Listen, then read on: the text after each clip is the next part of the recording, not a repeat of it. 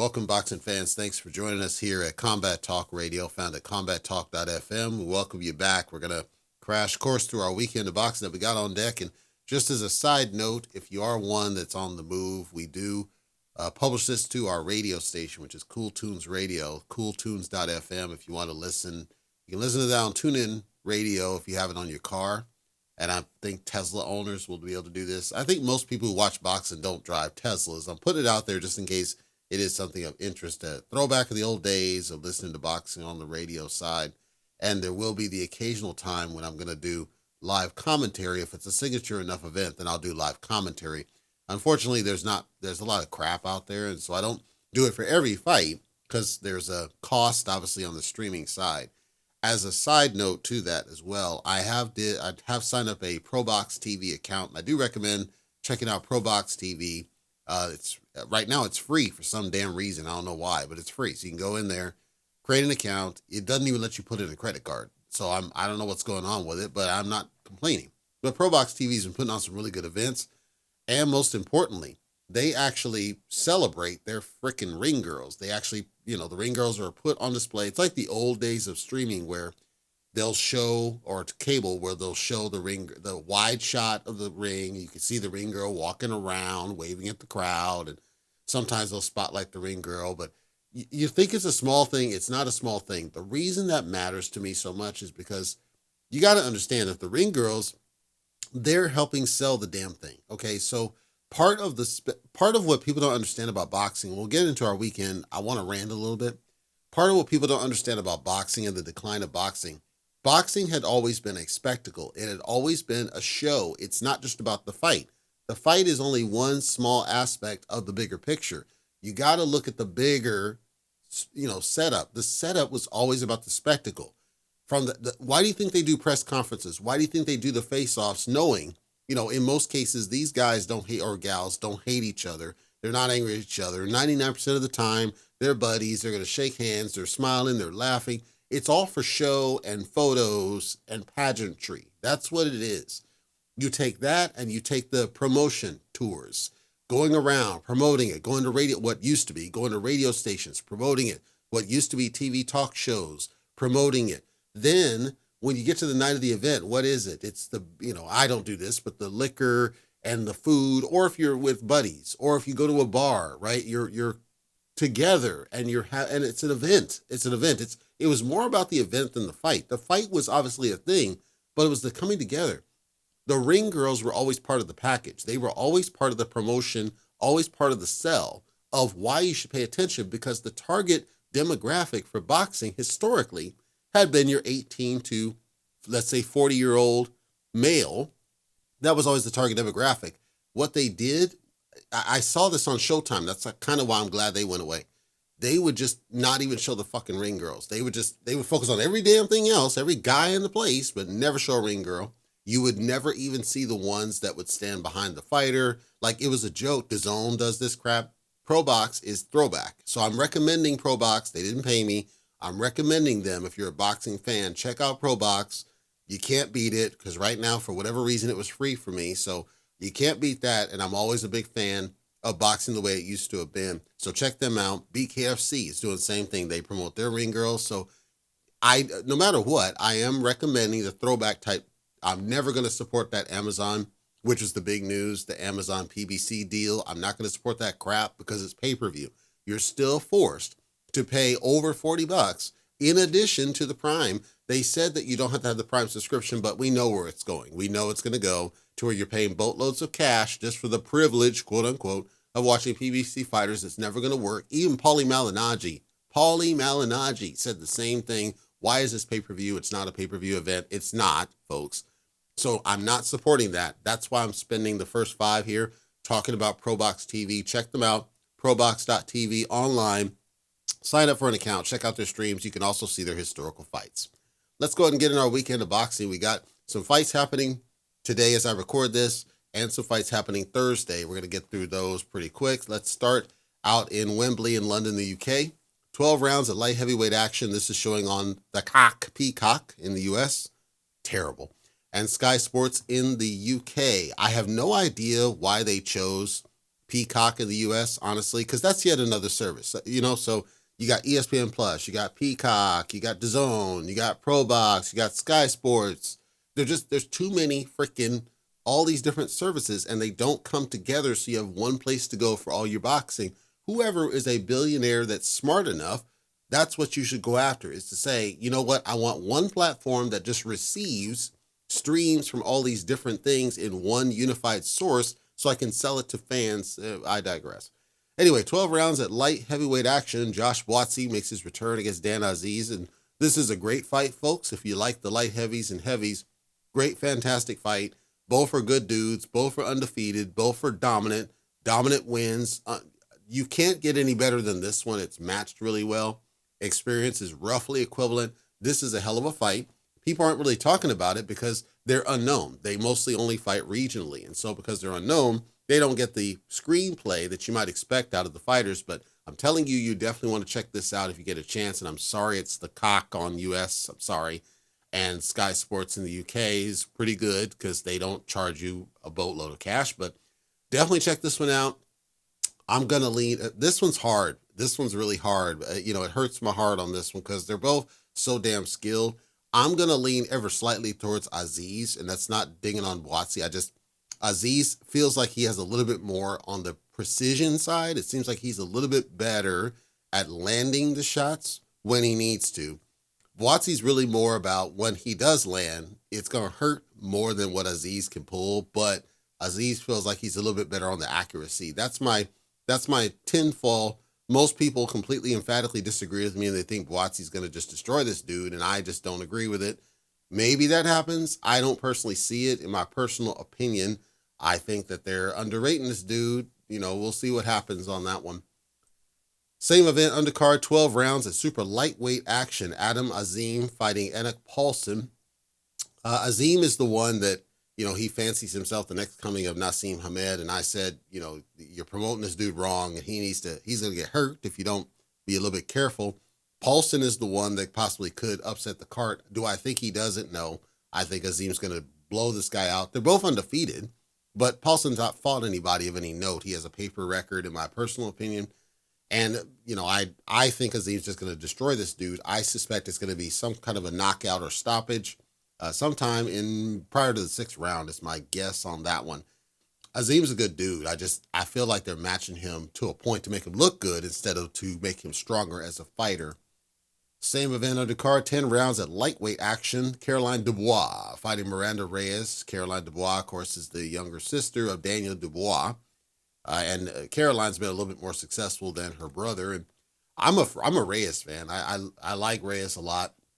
She's from the U.S., Dubois, the UK. It's not that. It's just Reyes. Reyes, she has losses, so it's not that she hadn't lost. But when I watch her, she puts it all in. She tries. A lot of the women, not a lot, but the majority of the women, they put an effort in, but they don't look like they're developing.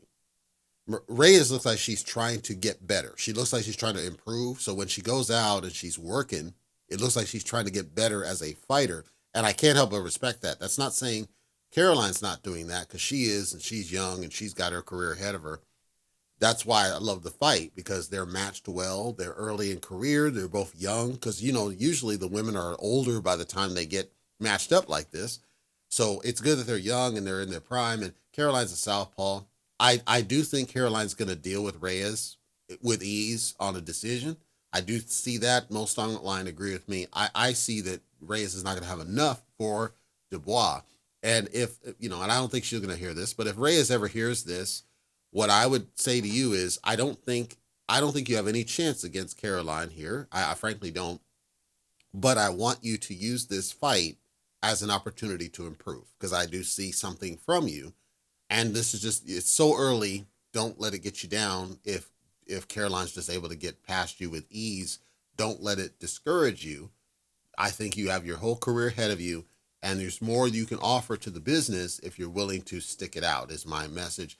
Now, I could be wrong. It could be Reyes upsets the cart on Caroline. I just don't personally see it based on the levels of experience that I saw. Same event, undercard, 10 rounds at light heavyweight action. Ben Whitaker fights Khalid Graida. I have not heard of Graidia, sorry, Graidia. I had not heard of him. Whitaker, of course, I know. Whitaker's young. He's not been in the business that long. I think he just debuted like a year and a half ago or something. He's not been in the business that long. He's been looking good as he is, but the matchups have not been quality. This is yet another one where it's designed to make him look good. Graidia was just stopped, most recent. I think he quit on the stool even, if I recall. He's older. He's got a crazy ton of losses. This is a blatant mismatch, ladies and gentlemen. Blatant mismatch. And that's not dinging Graidia experience, but experience didn't really matter. He has almost as many. I think he has more losses than wins. Like, that's how bad this is. So I'm discouraged to see this for Whitaker, because I think there's something for Whitaker, but this is not the fight to showcase him and make him look good. If you wanted to make him look good, this damn sure ain't gonna do it.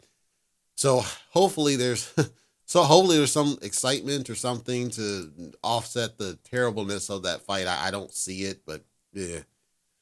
Now we're going to switch to the U.S. Las Vegas Chelsea Ballroom, and we're going to be on the zone for U.S. and U.K. 12 rounds at welterweight action. Conor Eggs Benedict makes his return against Peter Dobson.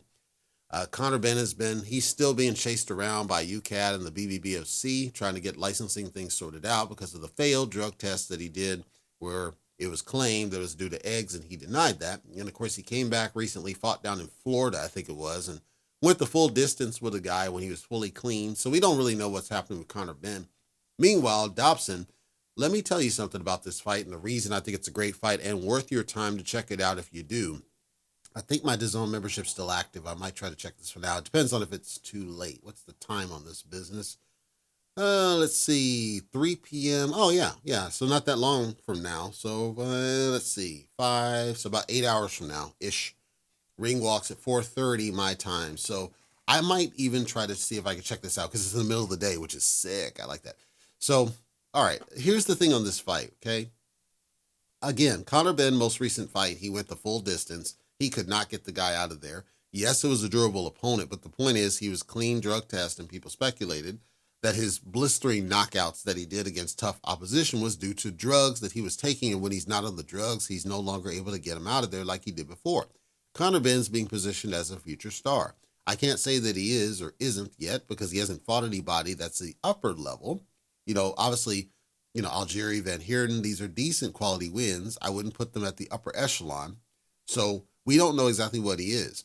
Peter Dobson, although he's older, because he is older, I'm not dismissing that. Peter Dobson is skilled. He's highly skilled. And if nothing else, we're going to get a chance to test Conor Benn's ability to deal with an actual skilled boxer that's undefeated. And Dobson has a couple of quality wins, nothing great. I will say the media is not making Dobson look very good, which I think is a disservice to him, because I think he's quality in skill level. We have to see, though, again, what's the story here on both guys, but more so Conor Benn. This is a showcase for Conor Benn. If he comes in here and he's made to look lesser than quality against Peter Dobson, people are going to start asking questions about, Conor Benn and what he really is and whether he's being promoted by the media. Because remember, there was a time his body didn't look anywhere like that, and he was getting rocked and wobbled off on everything. And then he comes up and then has a major body transformation, and all of a sudden he's tanking through otherwise durable quality fighters. And then just recently, after this whole drug fiasco, then he goes the full distance, and he was landing bombs, and he didn't look, weak. But the point is that we have questions, and those questions need to be answered. And we're going to see what's really the story. And I like the fight. I think it's a good fight. Like I said, I may try to catch this afternoon, and I might even do live commentary on Cool Tunes. I haven't decided that yet, but I think it's a good fight for what it is, and we're gonna get some questions answered, and that's always a good thing. If you're watching the fights this weekend, I think this one's definitely good to check out. Undercard of that same event, 10 rounds at middleweight, Austin Emma Williams fighting Armel Mumbayaza. I had not heard of Yaza. Williams, I'm aware of. I'd only watched a couple of fights. I think it's a good fight. It's matched very well. The experience is kind of weird, but they're both undefeated guys. They're both boxers that have power, so you're not going to see I don't think it'll be a boring fight, because it's middleweights. I don't think you're going to see a boring fight at all. I think Williams is going to get the W here, if only because Williams strikes me as, again, precision, accuracy of shots. Williams is a southpaw. I think that'll play into factor. And Williams seems like he is more focused than what I saw of Yasa. It seems like Williams, he keeps his eye on the prize and he works hard. I like the dude a lot. Good dude, really good dude. Most agree that that's the outcome we expect to see. And so if you get a chance to see a fight, this one I think is definitely worth your time to check out. I don't know how long that fight lasts. I don't know if it ends in a knockout or not, because it could. A good fight. Same event undercard rather, 8 rounds of heavyweight action. Johnny Fisher fighting Demetrio Beezes. Had never heard of Beezes. I know Fisher very well. Fisher's a quality fighter. I'm not going to call it a mismatch because I think that's unfair, but I think the level of gap is wide. I think Fisher is just way too skilled, way too strong for Beezes. I would struggle to see Beezes get even some shots landed. Even though Beezes has all the physical advantages, it's the skill gap. It's shocking how skilled Fisher is from what I saw. Now, that said, it's a regional level fight. So the skill it's relative, right? So Beezes is regional, Fisher's regional. Within regional fighters, Fisher to me is way outmatches this guy. If Fisher stepped up and he fought somebody on the US side, I don't know that he would be as successful. Hell, I don't even know if he'd be that successful against somebody like, Dillian White or something. I don't know. But from what I saw, I think this is again, I don't think it's a mismatch per se. I just think there's levels to it, and I believe Fisher's going to get a dominant win on this one. I think a stoppage is my call on this one. I think that it's just going to be overwhelmed, and the ref's going to jump in there and stop it. I don't think Fisher's going to be able to knock Beezes out. Beezes strikes me as durable, but he's been stopped before. He got stopped in his most recent fight in 2 rounds. So, but again, it was a stoppage. He's never been to the point where he was physically knocked out cold, right? I don't think Fisher's going to be the one to do that. I think it's going to be a stoppage, probably early. Sometime less than 4 rounds is my call on that one. That one, I hate to sound that, but it feels like it's easy to call that fight, and I hate fights that are like that, where they're just freaking easy to fight. Now we're going to switch to the Michelob Arena in Vegas, and this is on ESPN, probably, I don't think it's pay-per-view, I think it's ESPN Plus, I don't know. ESPN in the U.S., Sky Sports in the U.K., 12 rounds at super lightweight action. Another top-billed fight, return of Teofimo Lopez, finally, and he's fighting Jermaine Ortiz. This fight's been heavily promoted and heavily hyped. People have been going crazy on this one. There's belts on the line. There's all sorts of stuff. This is for 140-pound. I'm going to just tell you a couple things here. Okay, Teofimo Lopez, he has had a tough time of it. He's trying to rebuild.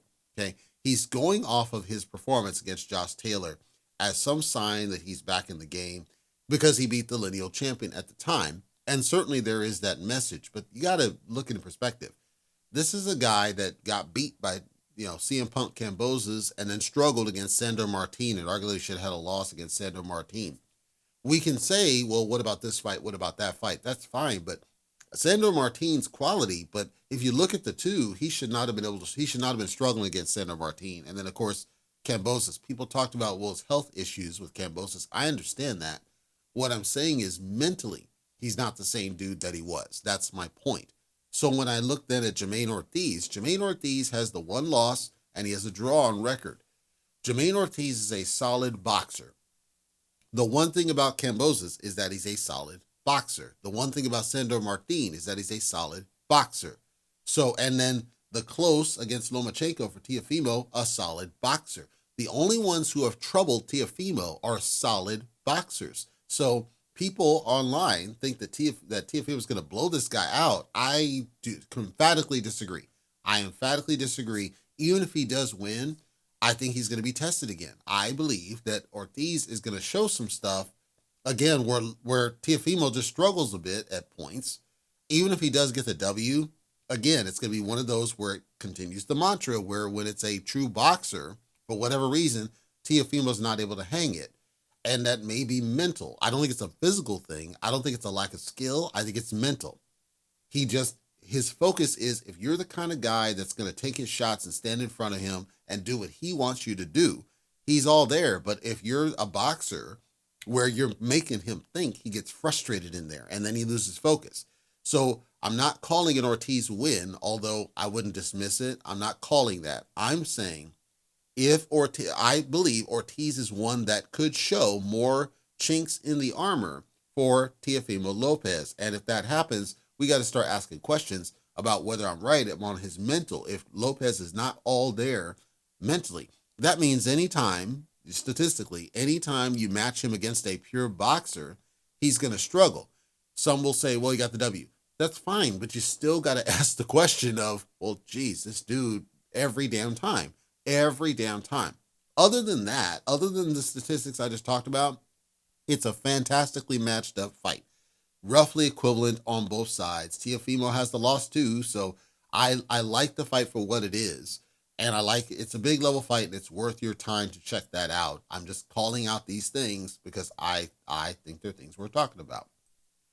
Undercard of that same event, 10 rounds at lightweight action. Keyshawn Davis makes his return, and he's fighting the gatekeeper, Jose Pedraza. And I call him a gatekeeper because he's off a fresh, dominant loss, split decision before that, a dominant loss before that. He's a gatekeeper at this level. That's fine, because Keyshawn Davis does need to step up a little bit. He's still being kind of protected, quote unquote, and no problem. He has a no contest, did Keyshawn, in his last fight, and that put a little bit of a mark on his record. It's not his fault. So I think this is a good fight and a good test for Keyshawn because Pedraza, if anything else, he has that ability that, to catch you off things. I don't think Keyshawn's going to struggle with him. I think Keyshawn deals with him with ease and makes it look terribly easy. Most say knockout. I doubt it. I think it's going to be a boring fight for what it is. And it's just a boring decision is my call on that one. And then the last one, which I hate, but 8 rounds of lightweight action, same venue. George Acosta fighting Rene Giron. And this fight, the reason I hate it is it's not the fault of the fighters. It's just all they could do. It's what it is. It's ESPN Plus. The fight is reasonably evenly matched, but I still call it a mismatch. I call it a mismatch because Giron has been on a significant decline. And Acosta has been on a significant rise. It's the polar opposite of what you want to see out of fighters. And so I guess this is the best they could do to kind of pad the undercard. And I understand that. I'm not a fan of it. I wish they could have done a little bit better job of this one. So a couple of things just to point out on this. Apparently, and I don't know this, but apparently for the ESPN stuff, if you have the ESPN subscription deal, so I'm talking the cable side. If you have the subscription deal, then you can stream some of these ESPN fights for free through the app, which is so bass-backwards. But that's apparently what that is. Allegedly, if you sign up for Hulu now, you get a free 7-day trial and you can stream the fights through all your different devices through Hulu for 7 days. So just to check out the fights, if you want to do that and then cancel. And then otherwise it's ESPN Plus, which I think is nonsense. But the ESPN Plus is only for a month for $11. So the US. So if you want to check them out, that'd be my recommendation. That's all we got on deck, and we will check back in. Like I said, I'll probably try to see if I can check in the DAZN fights for sure, because that's happening in the middle of the day, and I'm cool with middle of the day fights. So do.